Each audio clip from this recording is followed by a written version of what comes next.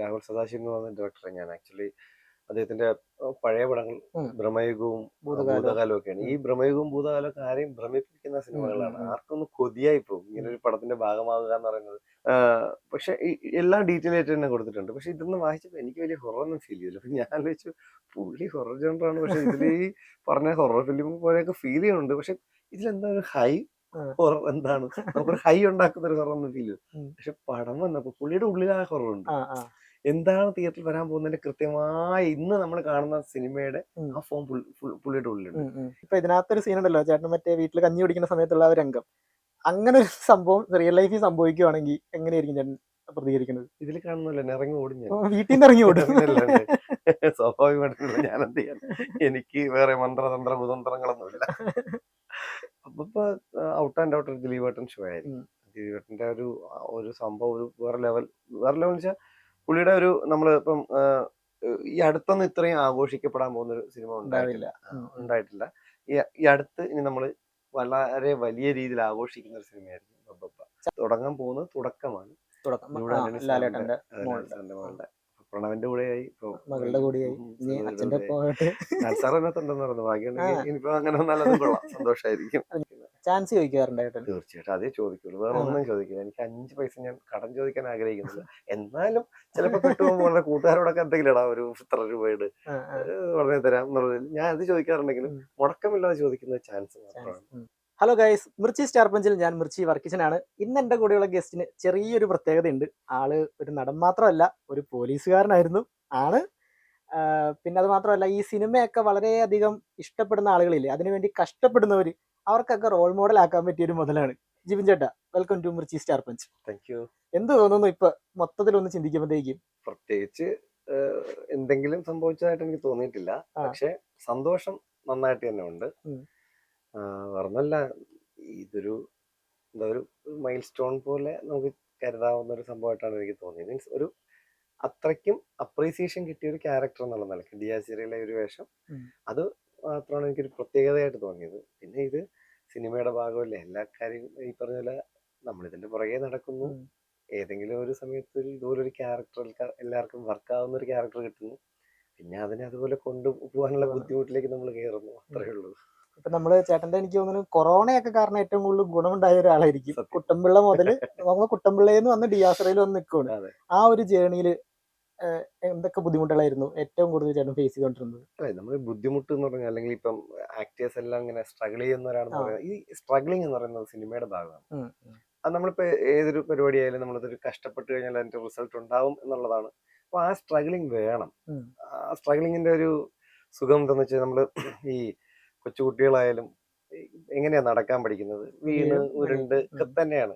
അതുപോലെ ചെറിയ ചെറിയ ഒരു സ്ലോപ്പിലൂടെ കയറി ഇങ്ങനെ വീണ്, ചിലപ്പോൾ 2 സ്റ്റെപ്പ് കയറുമ്പോൾ 1 സ്റ്റെപ്പ് താഴെ പോകും, 3 സ്റ്റെപ്പ് കയറുമ്പോൾ 5 സ്റ്റെപ്പ് താഴെ പോകും. പക്ഷെ നമുക്കൊരു ബാലൻസിങ് ഉണ്ടാവും. ഇത് നമുക്കൊരു ശീലമാകുമ്പോഴത്തേക്ക് പിന്നെ ഇതൊന്നും വലുതായിട്ട് നമ്മളെ ബാധിക്കാതെ വരും. പിന്നെ നമ്മൾ പഠിക്കും എങ്ങനെ ബാലൻസ് ചെയ്യണം എന്നുള്ളത്. സോ അങ്ങനെ തന്നെയാണ് നമുക്കിപ്പം കോവിഡ് സമയത്ത് ഇപ്പൊ കുട്ടമ്പിള്ള, അതിന് മുന്നേ ഒരു വേറൊരു ഇന്റർനാഷണലി അക്സെപ്റ്റ് ചെയ്തൊരു വേറൊരു വീഡിയോ ഉണ്ടായിരുന്നു, കോവിഡിനെ ഓടിക്കുന്ന ഒരു പരിപാടി ഉണ്ടായിരുന്നു. അത് കഴിഞ്ഞ് കുട്ടമ്പിള്ള വരുന്നു, അത് നല്ല രീതിയിൽ പോകുന്നു. പിന്നെ കുറെ അതിന്റെ ഭാഗമായിട്ട് തന്നെ എയറിലേക്ക് പോകുന്നു ഞാൻ. അപ്പൊ അങ്ങനെയൊക്കെ സംഭവിച്ചിട്ടുണ്ട്. പക്ഷെ അതൊക്കെ അത് കഴിഞ്ഞ് ഒരു പാൻ ഇന്ത്യൻ പരസ്യത്തില് ദുൽഖറിനോട് സംബന്ധിച്ചു. അപ്പൊ അത് ഈ പറഞ്ഞതുപോലെ ഒരു ഭയങ്കര ഒരു പെട്ടെന്ന് നമ്മുടെ ജീവിതത്തിൽ ഒരു ചേഞ്ച് ഉണ്ടാക്കിയ ഒരു പരിപാടിയായിരുന്നു ആ ഒരു പരസ്യം. സാധാരണ പരസ്യങ്ങൾ ഇഷ്ടം പോലെ ഉണ്ടാവാറുണ്ടെങ്കിലും നല്ല ഹിറ്റാകുന്ന പരസ്യങ്ങളുടെ ഭാഗമാകുക എന്നുള്ളത് ഭയങ്കര ഒരു കാര്യമാണ്. അത് ഏകദേശം ഒരു 6 ലാംഗ്വേജിലുണ്ടായിരുന്നു. അപ്പൊ ആ ലെവലില് റീച്ച് കിട്ടുന്നു, ഭയങ്കര രസകരമായിട്ടാണ്. അത് മാത്രമല്ല കൂടെ അഭിനയിച്ചേക്കുന്നത് ഈ പറഞ്ഞ പാൻ ഇന്ത്യൻ സ്റ്റാർസ് ആണ്, ദുൽഖർ സൽമാനും സമന്തയുമാണ്. അപ്പൊ സ്വാഭാവികമായിട്ടും അതിന്റെ ആ റീച്ച് ആ സമയത്ത് നല്ലൊരു ഹൈപ്പ് തന്നു. അത് എനിക്ക് തോന്നുന്നു അതൊരു നെക്സ്റ്റ് ഒരു സ്റ്റെപ്പ് പോലെ എനിക്ക് അത് തോന്നിയിട്ടുണ്ടായിരുന്നു. മീൻസ് അതോടെ എല്ലാവരിലും എത്തി ആ പരസ്യം, എല്ലാ വീടുകളിലും എല്ലാ സ്ഥലങ്ങളിലും ഇതിങ്ങനെ ഓടി ഭയങ്കര, അത് IPL ടൈമിനും കൂടെയൊക്കെ വരുന്നത്, ഭയങ്കര റീച്ച് കിട്ടി. അതൊരു ഭയങ്കര ഒരു സംഭവമായിരുന്നു. അത് കഴിഞ്ഞ് വീണ്ടും സിനിമകൾ ചെയ്യുന്നു. 2012 എന്നുള്ള സിനിമ നല്ല ആക്സെപ്റ്റ് ആകുന്നു. അതിനുശേഷം പിന്നെ തൊട്ടടുത്ത കൊല്ലം ആകുമ്പോഴത്തേക്ക് പിന്നെ വാഴ വരുന്നു, കിഷ്കിന്ധാകാന്ഡം വരുന്നു. ഇങ്ങനെ ഓരോരോ നല്ല സിനിമകളുടെ ഭാഗമായിട്ട് നമ്മൾ ശ്രദ്ധിക്കപ്പെടുന്ന, ചെറുതെങ്കിലും ശ്രദ്ധിക്കപ്പെടുന്ന കുറെ സംഭവങ്ങൾ ചെയ്തു വന്നു. അങ്ങനെ ഇപ്പോ ലേറ്റസ്റ്റ് ഡിയാസിറിയിലാണ് എത്തിക്കുന്നത്. അതാണ് ഒരു ക്യാരക്ടർ ആർക്ക് എന്ന് പറയുന്നത്. ഇപ്പൊ ഞാനൊരു സിനിമാ മോഹിയാണ്. എനിക്ക് ഇതുപോലെ തന്നെ ബിഗ് സ്ക്രീനിൽ എന്റെ മുഖം ഒന്ന് കാണണമെന്ന് എനിക്കൊരു ആഗ്രഹമുണ്ട്. പക്ഷെ ഞാനിപ്പോൾ എൻ്റെ വീട്ടിൽ ചെന്ന് പറയാം, അമ്മ നാളെ മുതൽ ഞാൻ ഈ ജോലി ഉപേക്ഷിച്ച് ഞാൻ സിനിമയുടെ പുറകെ പോവാ. എൻ്റെ അമ്മ ചിലപ്പോൾ കൈ കിടന്ന സാധനം എടുത്തിട്ട് തന്നെ അടിക്കും. അങ്ങനെ ഇരിക്കുമ്പോഴാണ് ചേട്ടൻ ഒരു പോലീസ് ജോലി മാറ്റി വെച്ചിട്ട് സിനിമയിലോട്ട് ഇറങ്ങുന്നത്. അപ്പൊ അത് വീട്ടുകാരോട് ആദ്യമായിട്ട് പറഞ്ഞപ്പോൾ അവരുടെ ഒരു റെസ്പോൺസ് എങ്ങനെയായിരുന്നു? അല്ല, ജോലിക്ക് സപ്പോർട്ട് ഇപ്പൊ ആണെങ്കിലും ലീവിന്റെ കേസാണ് പറയുന്നുണ്ടെങ്കിൽ 5 വർഷത്തെ അതെ, ആ ലീവിൻ അത് വീട്ടുകാരെങ്ങനെ ഞാൻ കൺവിൻസ് ചെയ്തു. കൺവിൻസ് ചെയ്തു എന്നുള്ളതാണല്ലോ. അത് അത് ഞാൻ ലീവ് എടുത്ത് 1 മാസം കഴിഞ്ഞപ്പോഴൊക്കെയാണ് ഇവർ അറിഞ്ഞതാണ് എന്റെ ധാരണ. ഞാൻ പറഞ്ഞിട്ടില്ല, ഞാൻ ലീവ് എടുക്കുന്നതായിരുന്നു, ആരോടും പറഞ്ഞിട്ടില്ലായിരുന്നു. അതിന് കാരണമുണ്ട്, അവർ എന്നോട് ചോദിക്കാത്തതിനും അല്ലെങ്കിൽ അവർക്കൊരു അതിശയാവത്തിനും കാരണം എന്ന് പറഞ്ഞു കഴിഞ്ഞാൽ, ഞാൻ പഠിക്കുന്ന സമയം തൊട്ട് മീൻസ് നമ്മുടെ LP സ്കൂളിൽ പഠിക്കുമ്പോഴാണ് ആദ്യമായിട്ട് ഓഡിഷന് പോകുന്നത്. അപ്പൊ ആ മൊമെന്റ് മുതൽ ഞാൻ സിനിമ സിനിമ എന്ന് പറഞ്ഞ് നടക്കുന്ന ഒരാളിന് ഇടയ്ക്ക് വെച്ച് ജോലിയുടെ ഇടയിൽ വെച്ചിട്ട് ഇങ്ങനെ ഒരു ലീവ് ആകുന്നതിൽ അവർക്ക് അതിശയമില്ല. അതിന്റെ പേരിൽ നീ എന്തിനാ ലീവ് എടുത്തതെന്ന് അവർ ചോദിക്കാനും പോകില്ല എന്ന് എനിക്ക് ഉറപ്പായിരുന്നു. എന്റെ വൈഫ് തന്നെ ചോദിക്കുന്നത് ഏകദേശം 2 ആഴ്ച കൂടെ അടുപ്പിച്ചിട്ടാണ്, എന്ത് ജോലിക്ക് പോകാത്ത, എന്ത് ജീവി എന്ന് ചോദിക്കുമ്പോഴാണ് ഞാൻ പറയുന്നത് ഞാൻ ലോങ് ലീവ് അടിച്ചു. ഓക്കെ അതിനപ്പുറത്തേക്കൊന്നുമില്ല. അതും കഴിഞ്ഞ് 1 മാസം കഴിഞ്ഞ അമ്മയോടൊപ്പം വൈഫ് സംസാരിക്കുമ്പോഴാണ് ജിബി ഇപ്പൊ ജോലിക്ക് പോകുന്നില്ലല്ലോ എന്ന് എന്തോ പറഞ്ഞപ്പോഴാണ്. അപ്പൊ അമ്മ ചോദിക്കുന്നത് എന്ത് പറ്റി, ജിബി 5 വർഷത്തേക്ക് ലീവ് എടുത്തു. എടുത്തോ, ശരി, ഇത്രയും ഉണ്ടായിരുന്നല്ലോ അമ്മ. അമ്മ വിളിച്ചിട്ട് ഒന്നുമില്ല, സിനിമ ഇപ്പൊ പുതിയ ഏതാണ് സിനിമ പറഞ്ഞു, അവിടെ ഒന്നുമില്ല, ലീവ് എടുത്തിട്ട് ഒന്നും ആയില്ലേ, ഞാൻ പറഞ്ഞു ഒന്നും ആയിട്ടില്ല, അത് വരും, ഏതെങ്കിലുമൊക്കെ വരും എന്ന് പറഞ്ഞു. ഓക്കെ വരും, ഇത്രേ ഉള്ളൂ. ഇപ്പൊ ചേട്ടൻ പറഞ്ഞല്ലോ ഓഡീഷന് പോയിരുന്നു ചെറുപ്പത്തില്, അതേതെങ്കിലും ഫേമസ് ആയിട്ടുള്ള മലയാള സിനിമയായിരുന്നു? അത് നടന്നിരുന്നെങ്കിൽ ആ സിനിമയിലെ പ്രധാന ക്യാരക്ടറായിരുന്നു. ഈ ഒരു കുട്ടിയുടെ ക്യാരക്ടറായിരുന്നു സെൻട്രൽ ക്യാരക്ടറായിട്ട്. അത് അതിന്റെ ഡയറക്ടർ ഇപ്പോ വലിയ നമ്മൾ പേര് പറയാൻ ഉദ്ദേശിച്ചില്ല, വളരെ പ്രശസ്തനായ ഒരു ഡയറക്ടറായിരുന്നു അദ്ദേഹം. ഇന്നിപ്പോ ഭൂമിയിൽ ഇല്ല, മരണപ്പെട്ടു പോയി. എനിക്കിപ്പോ പക്ഷെ ഓരോ മൊമെന്റ് എനിക്ക് ഓർമ്മയുണ്ട്, എന്നെ സെലക്ട് ചെയ്ത ഉൾപ്പെടെ എനിക്ക് അന്ന് കാര്യം സെലക്ഷൻ കിട്ടിയെന്ന് സെലക്ട് ചെയ്തതാ എന്നെ. എന്നെ സെലക്ട് ചെയ്തത് എന്റെ ആദ്യത്തെ ഓഡിഷൻ ആയിരുന്നു, അതിൽ എനിക്ക് സെലക്ഷൻ ആയി. അതെന്നെ എന്തൊക്കെ ചെയ്യിച്ചു എന്നൊരു ഇപ്പോഴും എന്റെ മുന്നിൽ എനിക്കത് ഭയങ്കര വളരെ ക്ലാരിറ്റിയോടെ എന്റെ അച്ഛൻ അന്ന് എന്നെ കൊണ്ടുപോയതും ആ സ്റ്റുഡിയോ എന്നെ എന്തൊക്കെ ചെയ്യിച്ചു, ഇതൊക്കെ എനിക്ക് ഭയങ്കര നല്ല എന്താ ഗോൾഡൻ മെമ്മറീസ് ആയിട്ടാണ് കിടക്കുന്നത്. നമുക്ക് ഇനി ഡിയാസറിലോട്ട് തന്നെ വരാം. എങ്ങനെയായിരുന്നു അതിന്റെ പാർട്ടാകുന്നത്? ഓഡീഷൻ ഉണ്ടായിരുന്നോ? രാഹുലേട്ടൻ വിളിക്കുകയായിരുന്നോ? ഇല്ല, ഞാന് ഈ രാഹുൽ സദാശിവം എന്ന് പറഞ്ഞ ഡയറക്ടറെ ഞാൻ ആക്ച്വലി അദ്ദേഹത്തിന്റെ പഴയ പടങ്ങൾ ഭ്രമയുഗവും ഭൂതകാലവും ഒക്കെയാണ്. ഈ ഭ്രമയുഗവും ഭൂതകാലമൊക്കെ ആരെയും ഭ്രമിപ്പിക്കുന്ന സിനിമകളാണ്. ആർക്കൊന്ന് കൊതിയായി പോകും ഇങ്ങനെ ഒരു പടത്തിന്റെ ഭാഗമാകുക എന്ന് പറയുന്നത്. വളരെ അല്ലേ, ഇപ്പം നിങ്ങളിപ്പോ ഒരു സിനിമാ മോഹിയാണെന്ന് പറഞ്ഞു, സ്വാഭാവികമായിട്ട് നമുക്ക് ഉണ്ടാവില്ലേ ഒരു ആഗ്രഹം, ഇങ്ങനെയുള്ള നല്ല വലിയ മീൻസ് ഇങ്ങനെയുള്ള സിനിമകൾ എടുക്കുന്ന അതെ ഡയറക്ടേഴ്സിന്റെ കൂടെ ജോലി ചെയ്യാൻ നമുക്ക് അല്ലെങ്കിൽ അഭിനയിക്കാൻ ഭയങ്കര ഒരു കൊതി വരുമല്ലേ. അമ്മാതിരി കൊതിയുള്ള ഒരാളായിരുന്നു ഞാൻ. എന്റെ ഏറ്റവും വലിയൊരു ആഗ്രഹം രാഹുൽ സദാശിവന്റെ ഒരു മൂവിയില് ഒരു സീനെങ്കിലും ചെയ്യണം എന്നുള്ളതാണ്. ഞാനത് ഇദ്ദേഹത്തിന്റെ ഒരു AD ഇടയ്ക്ക് വെച്ചിട്ട് ആരോ പറഞ്ഞപ്പോ പുള്ളി രാഹുൽ സദാശിവന്റെ AD എന്ന് പറഞ്ഞപ്പോ ഞാൻ ചെന്ന് അങ്ങോട്ടൊന്ന് നമ്പറൊക്കെ വാങ്ങിയിട്ട് പുള്ളിയോട് പറഞ്ഞു എനിക്ക് ഒറ്റ സീൻ ചെയ്യാൻ പറ്റില്ലെങ്കിൽ ഒരു പാസിംഗ് ഷോട്ടെങ്കിലും വാങ്ങിച്ചതാ, എന്നിട്ട് പ്ലീസ് തരണം, അതെന്റെ അമ്മാതിരി കൊതിയാണെന്നൊക്കെ പറഞ്ഞു. അപ്പൊ പുള്ളി ചിരിച്ചുകൊണ്ട് അങ്ങ് വിട്ടു. പക്ഷെ വേറെ ഒരു മൂവ്മെന്റ് ഉണ്ടായിട്ടില്ലായിരുന്നു. അത് പക്ഷെ സ്വാഭാവികമായിട്ട് നമ്മൾ ചാൻസ് ചോദിക്കില്ല, അമ്മാതിരി ഒരു ചാൻസ് ചോദിക്കല് മാത്രമായിരുന്നു. പക്ഷെ ഇതിലേക്ക് ഞാൻ DSറിലേക്ക് വരുന്നത് ഞാൻ ചെയ്ത ഈ ഒരു ക്യാരക്ടറിന് വേണ്ടിയിട്ടുള്ള കൃത്യമായിട്ട് ആരെ പ്ലേസ് ചെയ്യണം എന്നുള്ളൊരു അന്വേഷണം നടക്കുമ്പോൾ നമ്മുടെ ഗിരീഷ് പുത്തഞ്ചേരി സാറിന്റെ മകനുണ്ട്, ദിന്നാഥ് പുത്തഞ്ചേരി. അപ്പൊ അദ്ദേഹം ഡയറക്ടറുടെ ക്ലോസ് ഫ്രണ്ടാണ്, ചീഫ് അസോസിയേറ്റ് ആണ് ഒക്കെയാണ്. അപ്പം ആരെ നോക്കണം എന്നുള്ളതിൽ പുള്ളി ഇങ്ങനെ മൊബൈലിലേക്ക് കളിച്ചുകൊണ്ടിരിക്കുമ്പോൾ യാദൃച്ഛികമായിട്ട് ഇൻസ്റ്റയിൽ ഒരു റീല് കാണുക. ആ റീല് കാണുന്നല്ലോ ഇതുപോലൊരു ഇന്റർവ്യൂ വേറൊരു ചാനലിന് വേണ്ടിയിട്ട് ഞാൻ ചെയ്തൊരു ഇന്റർവ്യൂവിന്റെ റീല് കിടന്നു പറയുമ്പോൾ യാദൃച്ഛികമായിട്ട് കണ്ടു. ഇത് നോക്കിയപ്പോഴാണ് പെട്ടെന്ന് ഇതിന്റെ ലിങ്ക് എടുത്ത് രാഹുലിനെ അയച്ചു കൊടുക്കുകയാണ് ചെയ്തത്. പുള്ളി അത് കണ്ടപ്പോഴത്തേക്കും അത് ഇപ്പൊ ഞാൻ പിന്നെ ചോദിച്ചപ്പോഴാണ് എന്നോട് പറഞ്ഞത്, നീ കണ്ടപ്പോ എന്തൊക്കെയോ ഞാൻ ഉദ്ദേശിക്കുന്ന ക്യാരക്ടറിന്റെ എന്തൊക്കെയോ സംഭവങ്ങൾ ഉള്ളതായിട്ട് തോന്നി, അങ്ങനെയാണ് എന്നെ നേരിട്ട് കാണാൻ വിളിക്കുന്നത്. പിന്നെ അതിനുശേഷം വേറെ ഓഡീഷനും കാര്യങ്ങളായിട്ടൊന്നും ഉണ്ടായില്ല. അത് ഞാൻ ചോദിച്ചു, അത് ഞാൻ പിന്നെ സിനിമ കഴിഞ്ഞിട്ട് ഞാൻ ചോദിച്ചോളൂ എന്തുകൊണ്ട് ഓഡിഷൻ നടത്തില്ല. കാര്യം ഇനി സിനിമ തുടങ്ങുന്നതിന് ചോദിച്ചു കഴിഞ്ഞാൽ പുള്ളിക്ക് ഒരു ചിന്ത ശരിയാ ഒന്ന് ഓഡിഷൻ ചെയ്ത് കളയാം എന്നങ്ങനെ തോന്നിയാലോ എന്ന് പേടിച്ചിട്ട് ഞാൻ അതിന് മുതിർന്നില്ല. സിനിമ തീർന്നപ്പോ ഞാൻ ചോദിച്ചു എന്താ രാവിലെ എന്താണ് നമ്മളെ ഓഡിഷൻ ചെയ്തത് എന്താന്ന് വെച്ചാൽ പുള്ളി പറഞ്ഞു അത് ഞാൻ ചെയ്തിരുന്നല്ലോ. അപ്പൊ നമ്മൾ ആദ്യമായിട്ട് കണ്ട ഓർമ്മയുണ്ട്. അപ്പൊ അന്ന് നമ്മൾ ഓഡിഷൻ ചെയ്തായിരുന്നു. ഇല്ല, സീരിയസ്ലി ഇല്ല, നിങ്ങൾ ചെയ്തെന്ന് വെറുതെ തോന്നിയതാ, എന്തായാലും അതിൽ ഞാൻ രക്ഷപ്പെട്ടു. ഇല്ല മനുഷ്യ, അങ്ങനെ കാര്യങ്ങൾ നമ്മൾ സംസാരിച്ചപ്പോൾ ഞാൻ കുറെ സബ്ജക്റ്റുകൾ സംസാരിച്ചില്ലേ. പക്ഷെ ഈ സിനിമയിലെ ക്യാരക്ടറിനെ പറ്റി ഒന്നായിരുന്നല്ലോ ഞാൻ സംസാരിച്ചത്, വേറെ കുറെ കാര്യങ്ങൾ മൊത്തം ലോക സിനിമ കാര്യങ്ങൾ ഇങ്ങനെയൊക്കെ ഇന്നിപ്പോൾ മലയാള സിനിമയുടെ അവസ്ഥകൾ കാര്യമൊക്കെ പറഞ്ഞ് പോകുന്നതിനിടയ്ക്ക് ഞാൻ ശ്രദ്ധിച്ചത്, ഞാൻ ഓരോ സബ്ജക്ട് പറയുമ്പോൾ നിങ്ങൾ എങ്ങനെയാണ് റിയാക്ട് ചെയ്യുന്നത്, നിങ്ങളുടെ കണ്ണിൽ എന്താണ് വരുന്നതാണ് ഞാൻ നോക്കിയത്. അതായിരുന്നു എൻ്റെ ഓഡിഷൻ. കാര്യം എൻ്റെ ഈ ക്യാരക്ടറിന് ഏറ്റവും ഇമോഷൻ ഉണ്ടാക്കേണ്ട, ആ ഇമോഷൻ കംപ്ലീറ്റ് കണ്ണിൽ വരേണ്ട ഒരു ക്യാരക്ടറാണ് അത്. അങ്ങനെ ഒരാളെയാണ് ഞാൻ നോക്കി നടന്നത്. ഞാൻ സംസാരിക്കുമ്പോൾ ഞാൻ ഉദ്ദേശിക്കുന്ന സംഭവങ്ങൾ നിങ്ങളുടെ കണ്ണിൽ വരുന്നുണ്ട്. അതായിരുന്നു എന്റെ ഓഡിഷൻ. ഗ്രേറ്റ്. ഇത് അറിഞ്ഞിരുന്നെങ്കിൽ ഞാൻ ചിലപ്പോൾ വല്ലാണ്ട് അഭിനയിച്ചു പോയിരുന്നു. സത്യം. കണ്ണിട്ട് വല്ലാണ്ടൊക്കെ പണി ചെയ്തേനെ. എന്തായാലും അത് പറയാതെ ചെയ്തത് നന്നായി. ഈ രാഹുൽ സദാശിവം എന്ന് പറയുന്ന ആ ഒരു ഡയറക്ടറിന്റെ നറേഷൻ എങ്ങനെയാണ്, നമ്മളോട് എങ്ങനെയാ പുള്ളി ഇടപെടുക, കഥ എങ്ങനെയാ? ഭീകരമാട്ടോ കാര്യം. ഭയങ്കര രസകരമാണ് പുള്ളി എല്ലാം ഡീൽ ചെയ്യുന്നത്. ഉം. നമ്മള് ഒരു ഇപ്പം എന്റെ ക്യാരക്ടർ എനിക്ക് പറഞ്ഞു തന്നു കഴിഞ്ഞാൽ അത് പിന്നെ എനിക്ക് ഏത് മൊമെന്റിലും ഒരു ഷോട്ട് എടുക്കാൻ നേരത്തെ ഏത് മൊമെന്റിലും ഞാൻ ആ ക്യാരക്ടറായിട്ട് എനിക്ക് സ്വിച്ച് ഇട്ട് പോലെ മാറാൻ പറ്റും. ആ മൊമെന്റിൽ മാത്രമേ ഹൊറർ ഉള്ളൂ.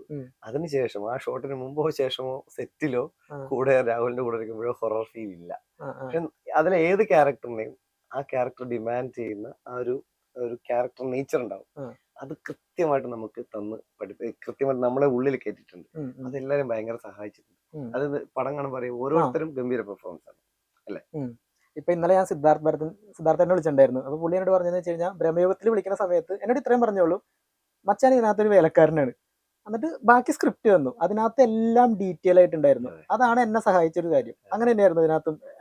നമുക്ക് കൃത്യമായിട്ട് സ്ക്രിപ്റ്റ് തന്നിരുന്നു. പക്ഷെ എല്ലാം ഡീറ്റെയിൽ ആയിട്ട് തന്നെ കൊടുത്തിട്ടുണ്ട്. പക്ഷെ ഇതൊന്നും വായിച്ചപ്പോ എനിക്ക് വലിയ ഹൊറൊന്നും ഫീൽ ചെയ്തില്ല. അപ്പൊ ഞാൻ വെച്ചു പുള്ളി ഹൊറർ ജോണറാണ്, പക്ഷെ ഇതിൽ ഈ പറഞ്ഞ ഹൊറർ ഫിലിം പോലെയൊക്കെ ഫീൽ ചെയ്യുന്നുണ്ട്. പക്ഷെ ഇതിലെന്താ ഒരു ഹൈ ഹൊറർ എന്താണ്, നമുക്കൊരു ഹൈ ഉണ്ടാക്കുന്ന ഒരു ഹൊറൊന്നും ഫീൽ ചെയ്യും. പക്ഷെ പടം വന്നപ്പോ പുള്ളിയുടെ ഉള്ളിൽ ആ ഹൊററുണ്ട്. എന്താണ് തിയേറ്ററിൽ വരാൻ പോകുന്നതിന്റെ കൃത്യമായി ഇന്ന് നമ്മൾ കാണുന്ന സിനിമയുടെ ആ ഫോം പുള്ളിയുടെ ഉള്ളിലുണ്ട്.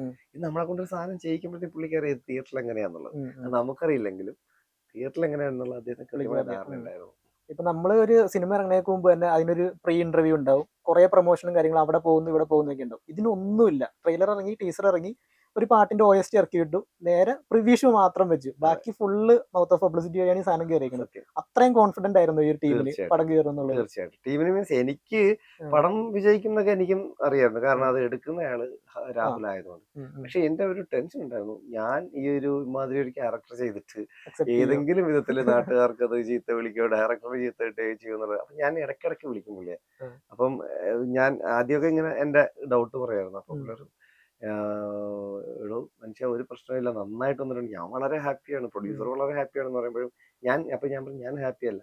താൻ ഹാപ്പി അല്ലെങ്കിൽ എനിക്ക് എന്താണ് വിഷയം, എനിക്ക് വേണമെങ്കിൽ ഹാപ്പി ആയത്, ഞാനൊരു ആവശ്യമില്ല ടെൻഷൻ അടിക്കുന്നു പറയും.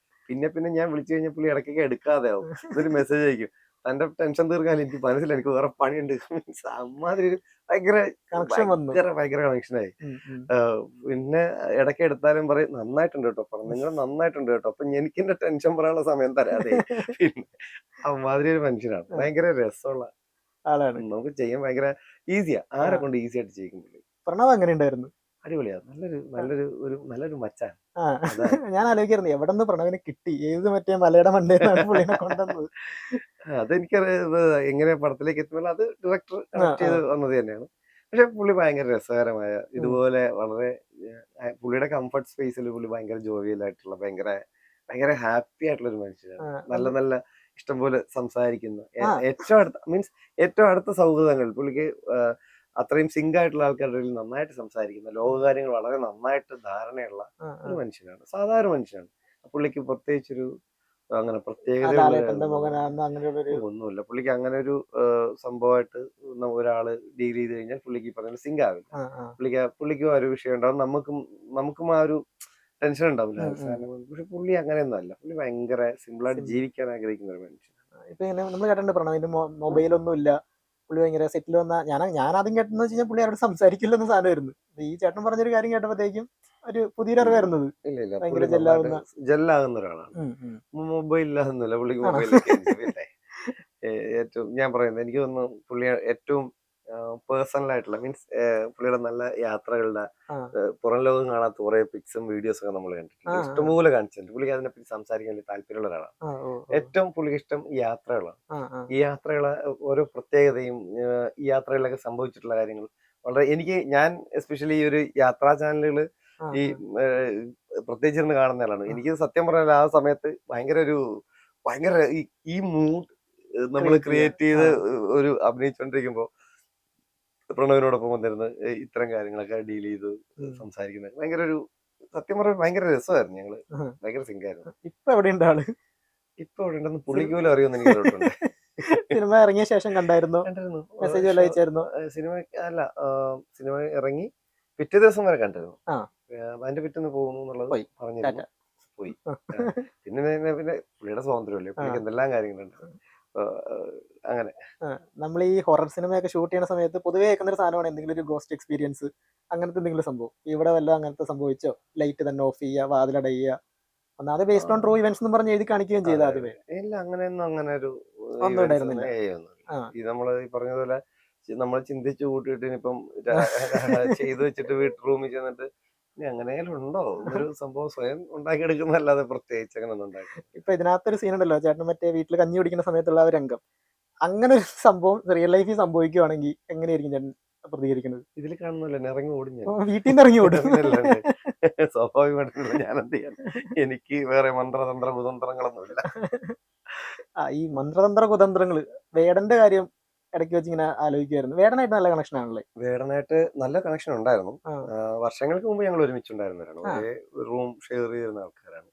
ഒരുമിച്ച് ഒരേ സ്ഥലത്തുണ്ടായിരുന്നു 10 കൊല്ലങ്ങൾക്ക് മുമ്പ്.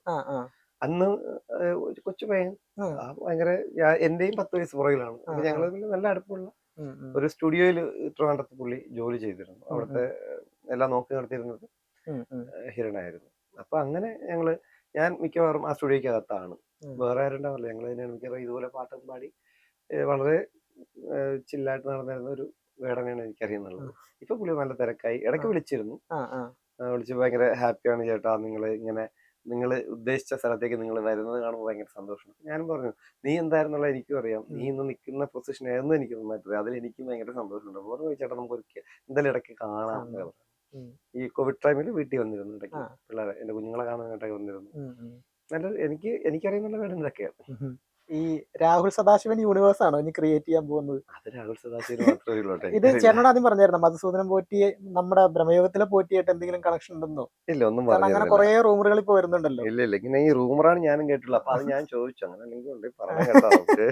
കാരണം ബ്രഹ്മയോഗത്തിൽ ഓൾറെഡി പറഞ്ഞു വേറെ മക്കളൊന്നും എല്ലാവരും ചാത്തം കൊന്നു. അതെ, പക്ഷെ അതിൽ വേറെ കുറച്ച് കഥകളൊക്കെ പറയുന്നുണ്ട്. കൊന്നു പറയുന്നുണ്ടെങ്കിൽ വേറെ 1-2 സംഭവങ്ങൾ. അതെ, എങ്ങനെയെങ്കിലും ഉണ്ടോ എനിക്ക് അറിയില്ല കേട്ടോ. ഇതിന്റെ ഇപ്പൊ സെക്കൻഡ് പാർട്ടിനായിട്ട് കാത്തിരിക്കണോ? അങ്ങനെയാണല്ലോ പടം അവസാനിക്കുന്നത്. ഞാനും കാത്തിരിക്കുന്നുണ്ട്. ഒന്നും പറഞ്ഞിട്ടില്ല. ഇല്ല, ഒന്നും പറഞ്ഞിട്ടില്ല. അതെല്ലാം പുള്ളിയുടെ തീരുമാനം പോലെയാണ്. ഉണ്ടാവട്ടെ, ഉണ്ടാവുന്നതാണ് നമുക്ക് സന്തോഷം. അപ്കമിങ് പ്രൊജക്ട്സ് ഏതൊക്കെയാ? ഇറങ്ങാൻ പോകുന്ന കളങ്കാവലാണ്. പ്രിയപ്പെട്ട മമ്മൂട്ടി സാറിനോടൊപ്പമുള്ള നമ്മുടെ അടുത്ത സംഭവം എന്ന് പറഞ്ഞാൽ ഈ മാസം 27-ാം തീയതി റിലീസാണ്. കളങ്കാവലാണ്. ജിതിനാണ് ഡയറക്ടർ, ജിഷ്ണു ശ്രീകുമാറാണ് റൈറ്റർ, മമ്മൂട്ടി സാറാണ് പ്രൊഡക്ഷൻ, മമ്മൂട്ടി കമ്പനി. പിന്നെ അടുത്ത വിനായകൻ ചേട്ടനുണ്ട്. അപ്പം ഇതൊക്കെയാണ് നല്ല വിശേഷം. അതാണ് ഞങ്ങൾ എന്ത് പ്രതീക്ഷിക്കണം കളങ്കാവിൽ നിന്ന്? നമ്മള് പ്രതീക്ഷിക്കാവുന്ന മാക്സിമം പ്രതീക്ഷിച്ചു. മമ്മൂക്കയുടെ ഒരു എക്സ്ട്രീം ലെവൽ കാണാൻ പറ്റും. ഒരു ടെൻഷനും വേണ്ട. എന്തായാലും എനിക്കത് എത്രത്തോളം എനിക്കറിയില്ല. എക്സ്ട്രീം ലെവൽ എന്താണെന്നും എനിക്കറിയില്ല. പക്ഷെ ഭയങ്കര ഒരു വൈബ് പരിപാടി തന്നെ ഉണ്ടാവും എന്നുള്ളത് 100% ഉറപ്പാണ്. എനിക്ക് ഫീൽ ചെയ്തു ലൈവായിട്ട്.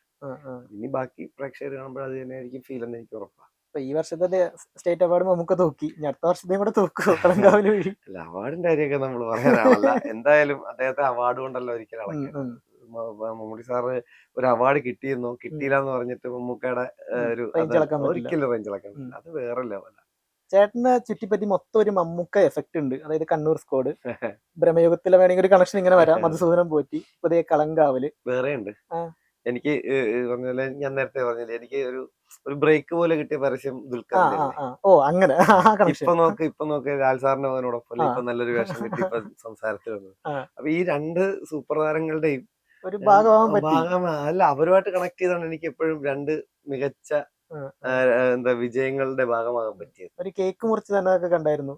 അത് എന്റെ ബർത്ത്ഡേക്ക് എന്റെ കഴിഞ്ഞ ബർത്ത്ഡേ അദ്ദേഹത്തിന്റെ സെറ്റിൽ വെച്ചായിരുന്നു. അപ്പൊ അതൊക്കെ ഭയങ്കര നമ്മൾ ചിന്തിക്കാത്ത, നമുക്ക് ഒരിക്കലും സ്വപ്നത്തിൽ പോലും ഉണ്ടാവാതിരുന്ന കാര്യങ്ങളാണ്. അതൊക്കെ ജീവിതത്തിൽ സംഭവിച്ചു എന്നുള്ളത് ഏറ്റവും വലിയ കാര്യമാണ് അല്ലേ?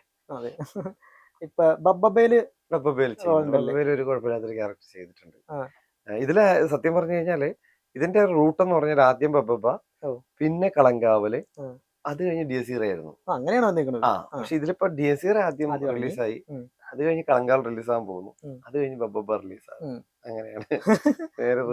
എന്തെങ്കിലും ഒരു കാര്യം ബബ്ബബ ഔട്ട് ആൻഡ് ഔട്ട് ഒരു ദിലീപേട്ടൻ ഷോ ആയിരുന്നു. ദിലീപേട്ടന്റെ ഒരു സംഭവം, ഒരു വേറെ ലെവൽ വെച്ചാൽ പുള്ളിയുടെ നമ്മള് ഇപ്പം ഈ അടുത്തൊന്നും ഇത്രയും ആഘോഷിക്കപ്പെടാൻ പോകുന്ന ഒരു സിനിമ ഉണ്ടാവില്ല. ഉണ്ടായിട്ടില്ല.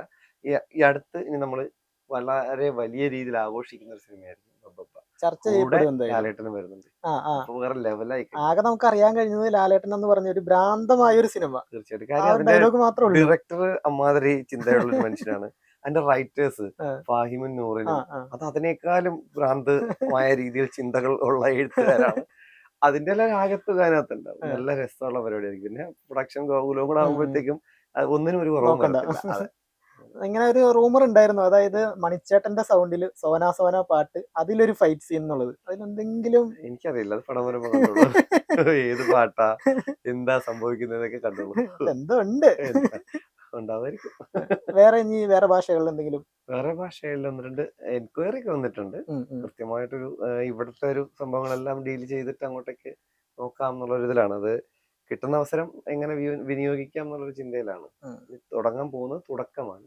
തുടക്കം ഇവിടെ ആന്റണി ലാലേട്ടന്റെ സാറിന്റെ മകളുടെ പ്രണവന്റെ കൂടെയായി ഇപ്പൊ മകളുടെ കൂടിയായി ഇനി അച്ഛന്റെ പോയിട്ട്. സാർ അതിനകത്തുണ്ടെന്ന് പറഞ്ഞു. ഭാഗ്യമുണ്ടെങ്കിൽ ഇനിയിപ്പോ അങ്ങനെ നല്ലതും കൊള്ളാം. സന്തോഷമായിരിക്കും. ഞാൻ ഇതിനകത്ത് ഡിയാസറയില് ആടയ്ക്ക് ലാലേട്ടൻ പോസ്റ്റർ ഒക്കെ മാറ്റി, പ്രൊഫൈൽ പിക്ക് ഒക്കെ മാറ്റിയാറില്ല ഫേസ്ബുക്കിൽ. അപ്പൊ ഞാൻ കരുതി ചെറിയൊരു റോളൊക്കെ ഉണ്ടാവുമായിരിക്കും, അറ്റ്ലീസ്റ്റ് ഡാഡ് എന്ന് പറഞ്ഞ് കോള് വരുമ്പോഴത്തേക്കെങ്കിലും ലാലേട്ടനായിരിക്കും എന്ന് കരുതി. അതെ അതെ. ഇപ്പൊ ചേട്ടൻ എങ്ങനെയാ ഒരു ക്യാരക്ടർ ചൂസ് ചെയ്യുന്നത്? വരുന്ന എല്ലാം ചൂസ് ചെയ്യുകയാണോ, അല്ലെങ്കിൽ? അല്ല, ചൂസ് ചെയ്യുക എന്നൊക്കെ ഉള്ളത് എനിക്ക് പറ്റുന്ന പരിപാടിയാണോ അല്ലയോ എന്നുള്ളത് നോക്കാറുണ്ട്. വലിയ പരിപാടികളൊക്കെ എടുത്ത് വെക്കുക എന്നുള്ളൊരു ആ ഒരു ബേർഡന്റെ ഒരു സംഭവം വയ്യ. അത് എനിക്കറിയില്ല. ഇപ്പൊ എന്തായാലും വലിയ ചൂസ് ചെയ്യുക കാര്യമൊന്നുമല്ല. കൃത്യമായിട്ട് ഇങ്ങനെ റോളുകൾ വരുന്നുണ്ട്. അന്ന് ഞാൻ ഉണ്ടാക്കിയിട്ടുള്ള സൗഹൃദ സംഭവങ്ങളുടെ പുറകില് വരുന്ന കൂടുതൽ കോണ്ടാക്ട്സും എന്നെ അറിയാവുന്നവർ, ഞാൻ ചെയ്താൽ നന്നാവും എന്ന് കരുതി ആണ് ഇപ്പോഴത്തെ വേഷങ്ങളൊക്കെ കിട്ടുന്നത്. ഇനി കുറച്ചുകൂടെ ബെറ്റർ ആയിട്ട് മീൻസ് നല്ല നല്ല വേഷങ്ങളിലോട്ട് ഇവര് വിളിക്കണം, അത് കിട്ടണം എന്നുള്ളതാണ് ഇരിക്കുന്നത്. ചാൻസ് ചോദിക്കാറുണ്ടായിട്ട്? തീർച്ചയായിട്ടും അതേ ചോദിക്കുള്ളൂ, വേറെ ഒന്നും ചോദിക്കില്ല. എനിക്ക് 5 പൈസ ഞാൻ കടം ചോദിക്കാൻ ആഗ്രഹിക്കുന്നില്ല. എന്നാലും ചിലപ്പോ പെട്ടുപോകുമ്പോൾ വളരെ കൂട്ടുകാരോടൊക്കെ എന്തെങ്കിലും ഇടാം, ഒരു ഇത്ര രൂപയുടെ വളരെ തരാം എന്നുള്ളതിൽ ഞാൻ അത് ചോദിക്കാറുണ്ടെങ്കിലും മുടക്കമില്ലാതെ ചോദിക്കുന്ന ചാൻസ് മാത്രമാണ്. അതിനങ്ങനെ നമുക്ക് ഞാൻ തുടക്ക സമയത്ത് മീൻസ് ഞാൻ ഏറ്റവും കൂടുതൽ ചോദിച്ചിരുന്നത് നമ്മുടെ മെസ്സിലുള്ള ആൾക്കാരാണ്. നമ്മൾ യൂണിറ്റിൽ ഫുഡ് തരുന്നവരോട് ഞാൻ എനിക്ക് മീൻസ് നമുക്ക് അറിയാവുന്ന ഏറ്റവും കൂടുതൽ അടുപ്പം ഉണ്ടാകുന്ന ആ സമയത്ത് അവരോടാണ്. ജൂനിയർ ആക്ടറായിട്ട് പോകുമ്പോൾ മറ്റാരേക്കാളും നമുക്ക് അടുപ്പം ഉണ്ടാക്കാൻ പറ്റുന്ന ഉച്ചയ്ക്ക് ആഹാരം തരുന്ന ചേട്ടന്മാരോടും ചേച്ചിമാരോടൊക്കെ. അപ്പൊ അവരോട് പറയും, എന്തെങ്കിലും പരിപാടി ഉണ്ടെങ്കിൽ തീർച്ചയായിട്ടും നമ്മളൊന്ന് പരിഗണിക്കാൻ ഏതെങ്കിലും എഡിമാരോടോ ഡയറക്ടറോടൊക്കെ പറയാമോ എന്ന് വെച്ചാൽ നമുക്ക് നോക്കാൻ കേട്ടോ എന്നൊക്കെ പറയും. വിടുമ്പോൾ നമുക്ക് കിട്ടുന്നൊരു സന്തോഷമുണ്ട്. അവരൊരിക്കലും പറ്റില്ല എന്നല്ല പറയുന്നത്. മീൻസ് നമ്മളെയൊക്കെ വളരെ പോസിറ്റീവായിട്ട് നിർത്തുന്നതിൽ ഇങ്ങനെ നമുക്ക് ആദ്യമായിട്ട് ആഹാരം തന്നിരുന്ന ആൾക്കാരുണ്ട്. ഈ മെസ്സിലെ ആൾക്കാര് നോക്കാന്ന് പറഞ്ഞൊരു ഡയലോഗ് ഉണ്ടല്ലോ. ഇപ്പൊ ഇതുപോലെ തന്നെ ചേട്ടൻ പോലീസ് ആയിരിക്കുന്ന സമയത്തും ചിലപ്പോ ആൾക്കാർ വന്നിട്ട് നമുക്ക് ആ സാധനം ഒന്നും ചെയ്തു തരുമോ, നിനക്കൊരു റോള് തരാം, അങ്ങനെയൊക്കെ പറഞ്ഞാലെങ്കിലും? അല്ല, എനിക്ക് റോൾ തരാമെന്ന് പറയുന്നതിനപ്പുറത്തേക്ക് ഇഷ്ടംപോലെ പറഞ്ഞിട്ടുണ്ട് കേട്ടോ. ഞാൻ കമ്മീഷൻ ഓഫീസിലൊക്കെ നിൽക്കുന്ന സമയത്ത് ഈ പറഞ്ഞ സിറ്റിയിൽ ഷൂട്ടിംഗ് പെർമിഷന് വേണ്ടി പേപ്പർ വരുമ്പോഴത്തേക്കും ഞാൻ അവസാനം ആദ്യമൊക്കെ ഇങ്ങനെ പറയുമ്പോഴത്തേക്ക് ഞാൻ ചോദിക്കും, അപ്പൊ അതിലെന്തായാലും റോൾ ഉണ്ടാവും. പക്ഷെ ഒരിക്കലും ഏതെങ്കിലും ഒരാൾ തീരുമാനിക്കുന്നതല്ല ഒരു ക്യാരക്ടർ എന്നൊക്കെ പറയുന്നത്. ഒരിക്കലും ഒരാൾ റോൾ തന്നില്ല എന്നുണ്ടെങ്കിൽ അത് അവർ നമ്മളോടുള്ള ദേഷ്യം കൊണ്ടൊന്നുമല്ല. തീർച്ചയായിട്ടും അവർക്ക് പരിമിതികളുണ്ടാവും. നമുക്ക് തരുന്നതിനോടും നമ്മളൊരു പടത്തിലേക്ക് ഫിക്സ് ചെയ്യുന്നതിനൊക്കെ വളരെ പരിമിതികളുള്ള സംഭവമാണ് സിനിമ എന്ന് പറയുന്നത്. ഒരാളല്ല പലപ്പോഴും തീരുമാനം എടുക്കുന്നത്, ഒരു കൂട്ടം ആൾക്കാരുടെ തീരുമാനമൊക്കെ. അപ്പം തരികയോ തരാതിരിക്കുകയോ എന്നുള്ളതല്ല. ആദ്യകാലങ്ങളിൽ ഞാൻ അത് വിശ്വസിച്ചത്, മീൻസ് അത് സംഭവിക്കും എന്ന് തന്നെ വിശ്വസിച്ചത്. പക്ഷെ പിന്നെ നടക്കാതെ വരുമ്പോഴും നമുക്ക് വിഷയമൊന്നുമില്ല. പിന്നെ ഞാൻ പറഞ്ഞു, റോളിന് വേണ്ടിയിട്ടൊന്നും അല്ല ഇത്. ഇതിപ്പോ നമ്മളിവിടെ സിനിമ നന്നായിട്ട് നടക്കണം എന്ന് മാത്രമേ ചിന്തയുള്ളൂ. നമ്മൾ ആത്യന്തികമായിട്ട് സിനിമ നന്നായിട്ട് പോകുക എന്നുള്ളത്. അങ്ങനെ ഇപ്പൊ ചേട്ടൻ ഷോർട്ട് ഫിലിം ചെയ്യണ സമയത്ത് മുതല് നമ്മൾ ഫേസ്ബുക്കിൽ ഫ്രണ്ട്സാ. ഞാൻ ചേട്ടനെ ഫോളോ ചെയ്യുന്നുണ്ട്. അപ്പൊ ആ ടൈമിൽ ഇതുപോലെ ഇപ്പൊ ഞാൻ ഇടയ്ക്ക് ഇറങ്ങി 46ഓളം സിനിമകളിൽ ജൂനിയർ ആർട്ടിസ്റ്റുകളൊക്കെ ആയിട്ട് പോയിട്ടുണ്ട്. അത് എല്ലാം സ്ക്രീനിൽ കാണാൻ പറ്റിയിട്ടുണ്ടോ, അല്ലെങ്കിൽ റിജക്ട് ചെയ്ത് പോയിട്ടുണ്ട്? ഇപ്പൊ നമ്മൾ ഫ്രണ്ട്സിനെ വിളിച്ചോണ്ട് പോകില്ലേ, ഇവിടെ ഞാൻ അഭിനയിച്ച സിനിമയാന്നൊക്കെ പറഞ്ഞു. ഇഷ്ടം പോലെ അങ്ങനെ വിളിച്ചോണ്ട് പോയിട്ടുണ്ട് കാണാതെ. കാര്യം നമുക്കന്ന് പ്രിവ്യൂ കാണാനുള്ള സൗകര്യം, അല്ലെങ്കിൽ എടുത്തു വെച്ചിട്ട് മോണിറ്ററിൽ കാണാനുള്ള സൗകര്യം അങ്ങനെയൊന്നും ഇല്ലല്ലോ. അവരോടൊന്നും ഇല്ല. നമ്മൾ സിനിമയിലുണ്ട് എന്നുള്ള പൂർണ്ണമായ കോൺഫിഡൻസിൽ നിൽക്കുമ്പോഴാണ് ഇങ്ങനെ ആദ്യ സമയങ്ങളിലൊക്കെ എല്ലാവരും വിളിച്ചോണ്ട് പോകുന്നത്. പിന്നെ മനസ്സിലായത് എനിക്ക് കൈനഷ്ടം മാത്രമേ ഉണ്ടാക്കുള്ളൂ. അല്ലാതെ ഇവരെ കൊണ്ടുകഴിഞ്ഞ് ഇവരെ കളിയാക്കലും കേൾക്കുകയും വേണം, പിന്നെ വരുന്നതിനുള്ള ഫുഡും അവരുടെ ചെലവ് കാര്യങ്ങളെല്ലാം ഇതെല്ലാം കേൾക്കുകയും വേണം. പടത്തിലും ഇല്ല. ആദ്യമൊക്കെ നിരാശയാണ്. പിന്നെ എനിക്ക് മനസ്സിലായി സിനിമയ്ക്ക് ആവശ്യമില്ലെങ്കിൽ തട്ടിക്കളയുക. നമ്മുടെ അവിടെ പേഴ്സണൽ വേദന എന്നുള്ളതിനപ്പുറത്തേക്ക് ആത്യന്തികമായിട്ട് സിനിമ വിജയിക്കണം. നമുക്കൊരു ആവശ്യമില്ലാത്ത സീനാണെന്നുണ്ടെങ്കിൽ അത് പകരം നമുക്ക് എപ്പോഴെങ്കിലും അതിനെ പകരമായിട്ട് ചെയ്തു കൊടുക്കാൻ പറ്റും. സിനിമയ്ക്ക് പിന്നെ നന്നായിട്ട് ചെയ്തൊരു പോർഷൻ പോയി ചിലപ്പോൾ ഒരു ഒറ്റ സീനിൽ ചെയ്ത ഒരാളായിരിക്കും, പക്ഷെ പുള്ളി ഗംഭീരമായിട്ട് പെർഫോം ചെയ്തിട്ടുണ്ടെന്നുണ്ടെങ്കിൽ പുള്ളി ചിലപ്പോൾ ഭയങ്കര കോൺഫിഡൻസിലായിരിക്കും സിനിമയിൽ ഉണ്ടാവുന്നുള്ളത്. സിനിമ വരുമ്പോൾ ഇല്ലാന്ന് പറയുമ്പോൾ സ്വാഭാവികമായിട്ടുള്ള ഒരു വിഷമമുണ്ട്. അത് നമുക്ക് എന്ത് ചെയ്യാൻ പകരം നമുക്ക് വേറെ പടത്തിലേക്ക് കൊടുത്ത് കാര്യം പറഞ്ഞാൽ മനസ്സിലാവുന്നവരാണ് ഇവരെല്ലാവരും. സിനിമയ്ക്ക് അത് അവിടെ ഡിമാൻഡ് ചെയ്യുന്നില്ല എന്ന് പറയുമ്പോഴത്തേക്കും അത് ആദ്യം വിഷമമാണെങ്കിലും നമ്മളത് മനസ്സിലാക്കണം എന്നുള്ളതാണ്.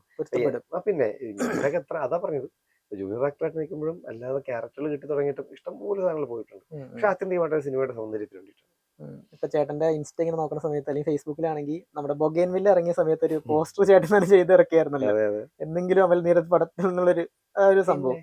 പക്ഷെ അത് ഇന്ന് കാണുമ്പോഴത്തേക്കുമാണ് കിക്ക് കിട്ടണത് നമുക്ക്. അന്ന് ചുമ്മാ ഞാനിത് കണ്ടു, ചേട്ടന്റെ ഒരു ആഗ്രഹം എന്നുള്ള രീതിയിൽ വിട്ടു കളഞ്ഞു. പക്ഷെ ഇന്ന് പിന്നെയും കാണുമ്പോഴത്തേക്കും പുള്ളി അവിടം വരെ എത്താറായി. അതെന്ത് തോന്നുന്നു?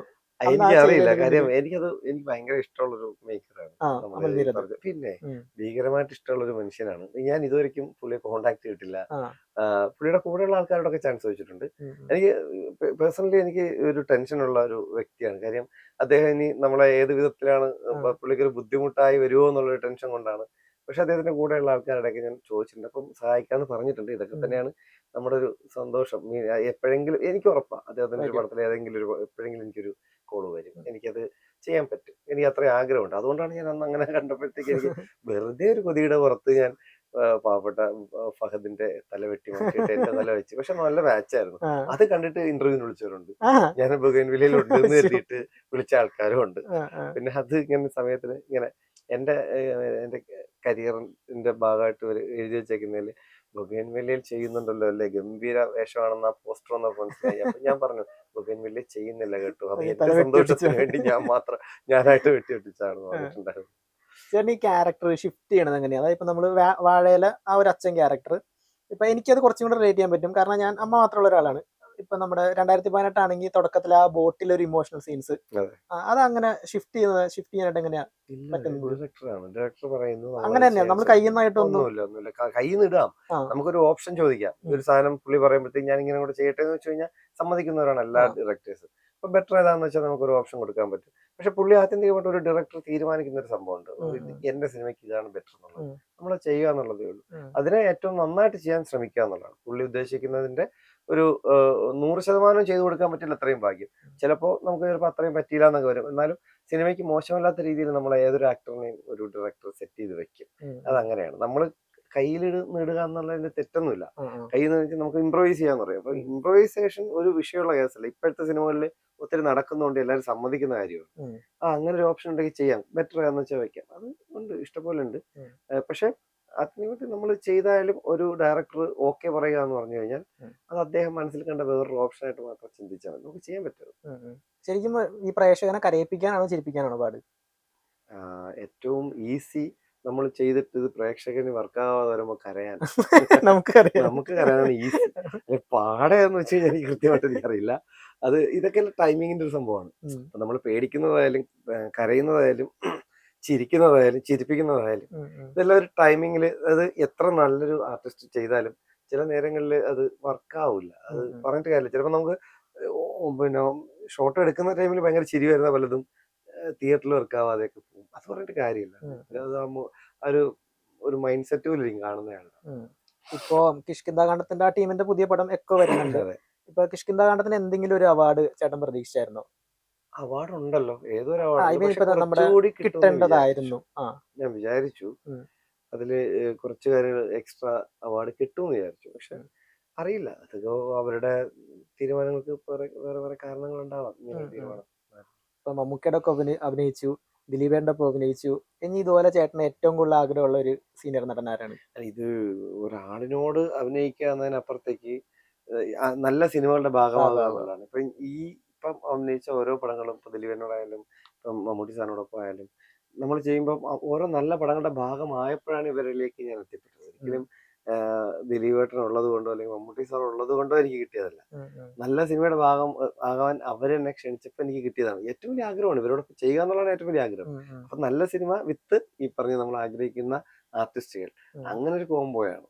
അപ്പം ഇപ്പം എനിക്ക് ആഗ്രഹമുണ്ട്. എനിക്കിപ്പം ഇപ്പൊ ലാലേട്ടനോടൊപ്പം വേഷം ചെയ്യണമെന്നുണ്ട്, അല്ലെങ്കിൽ ചാക്കോച്ചനോടൊപ്പം അല്ലെങ്കിൽ ഫഹദിനോടൊപ്പം. നമ്മുടെ ഈ ആർട്ടിസ്റ്റുകളെല്ലാം ഗംഭീര ആൾക്കാരാണ്. ഇപ്പം ആസിഫ് ആവട്ടെ, എല്ലാവരും ടൊവിനോ, ഇപ്പൊ യൂത്തിൻ്റെതായാലും അല്ലെങ്കിൽ കുറച്ച് നമ്മുടെ സീനിയേഴ്സ് ആയാലും എല്ലാവരും കിഡിൽ ആർട്ടിസ്റ്റുകളാണ്. പിന്നെ ആരെ കൂടെ എനിക്ക് അഭിനയിക്കാൻ കിട്ടുന്നത് ഞാൻ അതിന്റെ ഒരു എന്ത് പറയാൻ എനിക്ക് കിട്ടുന്ന ബോണസ് ആയിട്ടാണ് ഞാൻ കരുതുന്നത്. നല്ല വേഷം വിത്ത് ഈ ഇമാതിരി ആക്ടേഴ്സ് ഭയങ്കര ഇതല്ലേ എല്ലാവരും. ഇപ്പൊ തമിഴിലായ എന്താ, ഹിന്ദിയിലായ എന്താ, എവിടെയായാലും കിട്ടുന്നതെല്ലാം നല്ലത് എന്ന് മാത്രം ചിന്തിക്കുന്നു. ഇപ്പൊ ഈ സീനിയർ ആക്ടേഴ്സ് എന്നൊക്കെ പറയുമ്പോൾ നമ്മുടെ വിജയരാഘവൻ ചേട്ടൻ, അവിടെ നമുക്ക് നേരെ ആസിഫ് അലി, ആസിഫിക്കിലോട്ട് പോവാം. ലെജൻഡില്ലേ ഇതെങ്ങനെയാ നമ്മൾ കണ്ടു പഠിക്കോ ഇവര് അഭിനയിക്കണത് എങ്ങനെയാന്ന്? കണ്ട് പഠിക്കാൻ പറ്റില്ല. നമുക്ക് നമ്മൾ ചെയ്യുന്നതിലെ തെറ്റ് എന്നുണ്ടെങ്കിലും ഇതൊക്കെ അവരോട് പറ്റുന്നുണ്ടെങ്കിൽ അവരെ ഒപ്പം നിൽക്കുമ്പോൾ ചോദിച്ച് മനസ്സിലാക്കുക എന്നുള്ളൊരു കാര്യമുണ്ട്. എന്നിട്ട് അത് പ്രാക്ടിക്കലാക്കാൻ ശ്രമിക്കുക എന്നുള്ളതാണ്. അല്ലാതെ നമ്മളിപ്പോ കണ്ടു എന്ന് കരുതിയിട്ട് പഠിക്കാൻ പറ്റുമെന്ന് ഞാൻ വിചാരിക്കുന്നില്ല. നമ്മൾ ആത്യന്തികമായിട്ട് നമ്മൾ ചെയ്യുക എന്നുള്ളത്, നമ്മൾ ചെയ്യുന്നതിലെ തെറ്റ് തിരുത്തുക എന്നുള്ളതായിരിക്കും. അല്ലെങ്കിൽ ഇപ്പം വിജയരാഘവൻ ചേട്ടൻ ചെയ്യുന്നത് കണ്ടിട്ട് ഞാൻ അതുപോലെ ചെയ്തേക്കാം, അല്ലെങ്കിൽ അത് കണ്ട് പഠിച്ച് എനിക്ക് നാളെ ഓരോരുത്തർക്കും ഓരോ സ്റ്റൈലാണ്, ഓരോരുത്തർക്കും ഓരോ രീതിയുണ്ട്. അപ്പൊ നമ്മൾ ആ രീതി ഏതെന്ന് നമ്മൾ ആ ട്രാക്കിൽ എത്തിക്കഴിഞ്ഞാൽ ചെയ്തു കഴിഞ്ഞാൽ അതിലെ തെറ്റുകൾ നമ്മൾ ഈ പറഞ്ഞ നമുക്ക് ഏറ്റവും പരിചയമുള്ള ആൾക്കാരോട് ചോദിച്ചിട്ട് ഇവിടെ എന്ത് ഇമ്പ്രൂവ് ചെയ്യാൻ പറ്റില്ല, എന്താണ് ഇമ്പ്രൂവൈസ് ചെയ്യാനുള്ളത് ചോദിച്ചു കഴിഞ്ഞാൽ ചോദിച്ച് മനസ്സിലാക്കുന്ന വലിയൊരു കാര്യമാണ്. അല്ലെങ്കിൽ സ്വയം തെറ്റുകൾ മനസ്സിലാക്കി സ്വയം ചെയ്ത് വളരുക എന്നുള്ളതാണ്. ഇപ്പോ ചേട്ടന്റെ ഒരു അഭിനയം കണ്ടിട്ട് ഒരു മെസ്സേജ് അല്ലെങ്കിൽ ഒരു കോള് ഒരു വലിയൊരു നടനിൽ നിന്ന് നമ്മൾ മനസ്സിൽ കാണുന്ന വലിയൊരു നടൻ, അങ്ങനെ ആരെങ്കിലും ഒരു അപ്രിസിയേഷൻ കിട്ടിയിട്ടുണ്ടോ? ഒത്തിരി മീൻസ് നല്ലത് നേരിട്ട് കാണുമ്പോഴാണ് ഒരു മെസ്സേജ് അല്ലെങ്കിൽ കൊള്ളുന്നവരായിട്ട് കാണുമ്പോൾ നല്ലത് പറഞ്ഞിട്ടുള്ള ഒത്തിരി ആൾക്കാർ. മമ്മൂക്കെല്ലാം പറഞ്ഞു പോലെ മമ്മൂക്ക കണ്ണൂർ സ്കോഡിൽ ചെയ്തത് കൊണ്ടാണല്ലോ നമ്മൾ അത് വെക്കാൻ സമ്മതിച്ചതെന്നുള്ളത്. അപ്പം കളങ്കാവലൂർ ഒരു സിനിമയിൽ നമുക്ക് അങ്ങനെ ഒരു ഭാഗ്യം കിട്ടിയപ്പോൾ നമ്മളെ വർക്ക് ഇഷ്ടപ്പെട്ടിട്ട് തന്നെയായിരിക്കും അത്, അല്ലെങ്കിൽ ഒരു നല്ലൊരു വേഷം ഉറപ്പായിട്ടും സജസ്റ്റ് ചെയ്യും.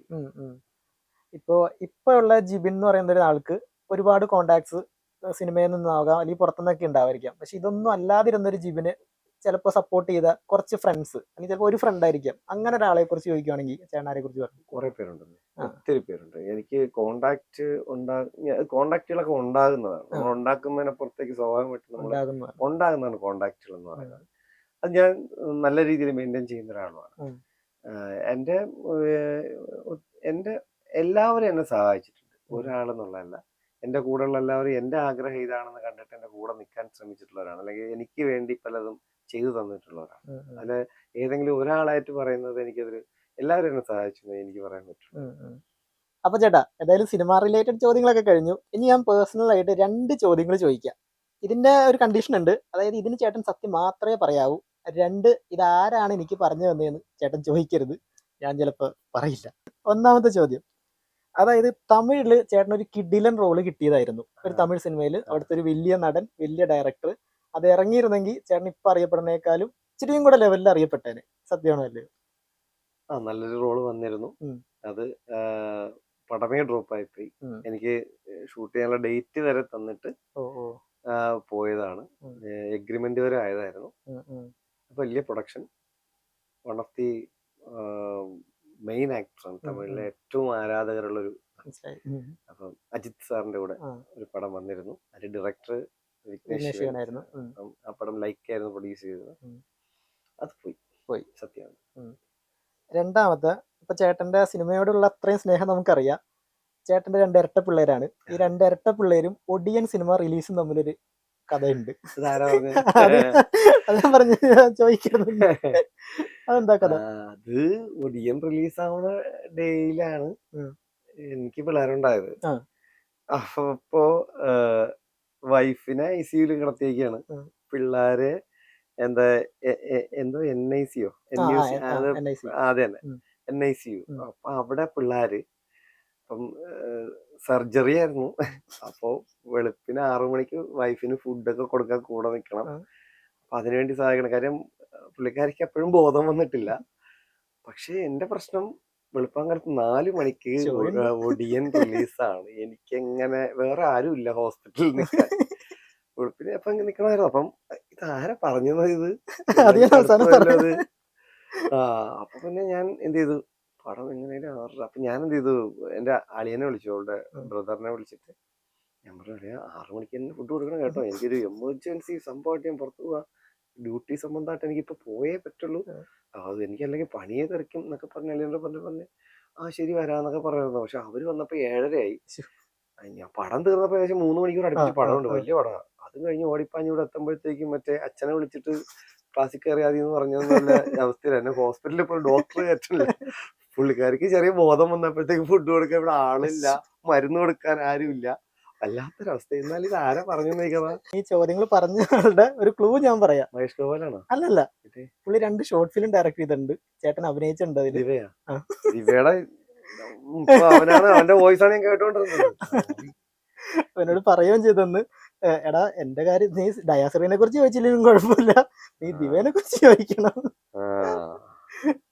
അപ്പൊ ചേട്ടാ ഇനിയും ഒരുപാട് നല്ല നല്ല സിനിമകളുടെ ഭാഗമാകാൻ കഴിയട്ടെ. ഇതുപോലെ തന്നെ ബിഗ് സ്ക്രീനിൽ ചേട്ടൻ നിറഞ്ഞു കാണാൻ സാധിക്കട്ടെ. ഓക്കെ. ചേട്ടന് പ്രേക്ഷകരോട് എന്താ പറയാനുള്ളത്? വളരെ സന്തോഷം. ഉം. സിനിമ നല്ല രീതിയിൽ തിയേറ്ററിൽ പോകുന്നുണ്ട്. അങ്ങനെ ഭീകരമായിട്ട് ഒരാളെ പേടിപ്പിച്ച് കിടത്തി ബുദ്ധിമുട്ടിക്കുന്ന സിനിമയൊന്നുമല്ല. ആ ഒരു പേടിയുടേതായിട്ടുള്ള ഒരു ഫീല് വളരെ രസകരമായിട്ട് ചെയ്തിരിക്കുന്ന സിനിമയാണ്. അങ്ങനെ പേടിയുടെ പേര് പറഞ്ഞ് ആരും വരാതെ ഇരിക്കേണ്ട. നല്ലൊരു എക്സ്പീരിയൻസ് ആയിരിക്കും. കഴിഞ്ഞ ബ്രഹ്മയുഗവും ഭൂതകാലവും പോലെ തന്നെ രാഹുൽ സദാശിവന്റെ സംവിധാനത്തിലുള്ള നല്ലൊരു സിനിമയാണ്. കുറെ നല്ല ആർട്ടിസ്റ്റുകളുള്ള, മീൻസ് നന്നായിട്ട് പെർഫോം ചെയ്ത കുറേ ആർട്ടിസ്റ്റുകളുള്ള ഒരു സിനിമയാണ്. എല്ലാവരും വരണം, തിയേറ്ററിൽ കാണണം. 6 ദിവസം കൊണ്ട് ഞങ്ങൾ 50 അടിച്ചു. ഇനി ഞങ്ങൾക്ക് ഒരു 50 കൂടെ മിനിമം കിട്ടുമെന്ന് വലിയ ആഗ്രഹമുണ്ട്. അപ്പൊ എല്ലാവരും വരിക, കാണുക, തീർച്ചയായിട്ടും അഭിപ്രായങ്ങൾ അറിയിക്കുക. വിളിച്ചതിന്, ഇങ്ങനെ ഒരു പ്ലാറ്റ്ഫോം തന്നതിന് റേഡിയോ മിർച്ചിയോടുള്ള നന്ദി ഞാൻ അറിയിക്കുകയാണ്. Thank you. ഓക്കെ.